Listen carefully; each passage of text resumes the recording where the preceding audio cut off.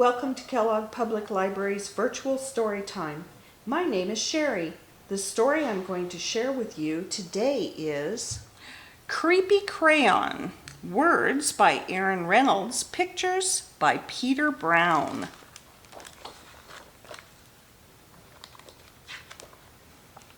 Jasper Rabbit was struggling in school. He was flunking math. He was failing spelling. The only subject he was passing was art.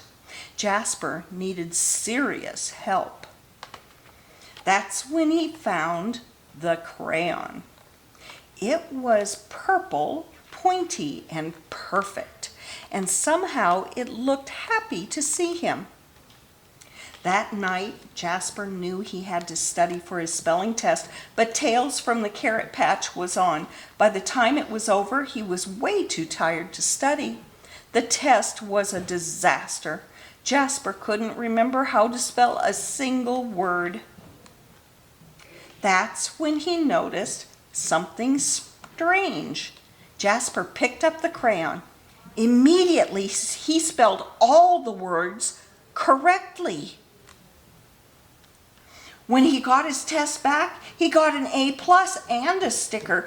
The crayon looked pleased. Creepy, but cool. After dinner, Jasper settled in to play Bunny Brawl 3. Math homework first, said Dad. Fine, moaned Jasper. That's when he saw it, scrawled in peculiar purple penmanship. Who needs math when you have Bunny Brawl 3? 3 hours later, he fell asleep, his game in one hand, the purple crayon in the other. When Mrs. Lopshire announced a surprise math quiz, Jasper panicked. He reached for a pencil, but instead his hand wrapped around the crayon. Suddenly, math seemed easy. He knew when to carry the 1. He knew when to borrow from the bigger numbers. It was like the crayon knew exactly what to do. After the quiz, he saw it written on his backpack, Jasper plus crayon forever. Jasper felt a shiver go up his spine. The next day was the deadline for the poster contest. Jasper had been working on his entry for weeks. It just needed a few finishing touches. The purple crayon rolled across the table all by itself, but Jasper ignored it. Don't ignore me, he shuddered. He scrubbed the writing off the table. He zipped the crayon into his pencil case. He tried to forget all about the crayon.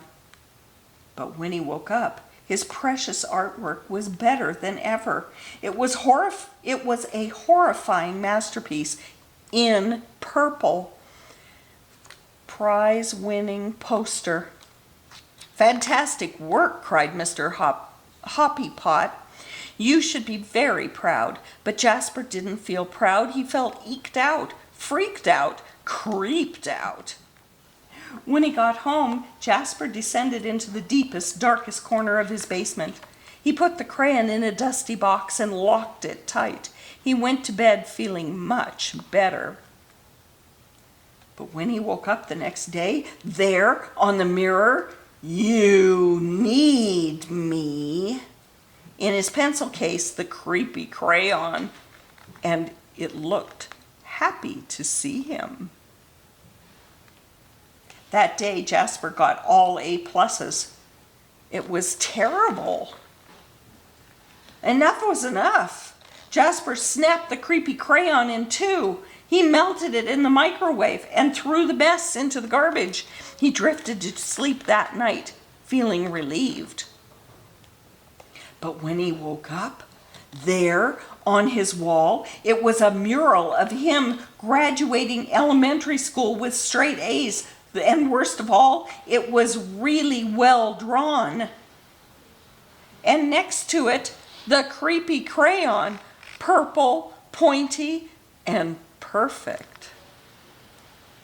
All day, no matter what Jasper did, the creepy crayon was there, looking oh so pleased in his hand as he aced his vocabulary quiz. in his pocket as Mrs. Lopshire named Jasper the most improved student. In the crowd, as the school celebrated Jasper in a special assembly, things were spinning out of control. Jasper couldn't take it anymore. When he got home, he ran straight to the toilet and he threw the crayon in. It just floated there, spinning slowly. It did not look happy to see him. And then Jasper saw it, scribbled inside the bowl. "Don't you dare." But Jasper dared. That evening, Tales from the Carrot Patch was on, but Jasper studied for his spelling test. His eyes kept darting to his pencil case. No creepy crayon. He flung the toilet lid up. No creepy crayon. He got into bed nervously, watching his walls. No creepy crayon. During the test, Jasper spelled ocean wrong, but he spelled courage right. He got a C+. It was glorious. It wasn't an A, but it was his. He headed home from school that day, feeling free. Far, far away was an old sewer pipe.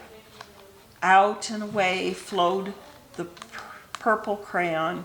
Slowly, silently, it drifted for days and weeks. One thing was clear. The creepy crayon would never cause trouble ever again.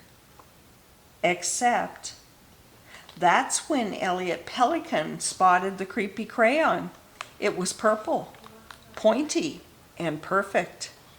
And somehow it looked happy to see him. And that's the end of that story.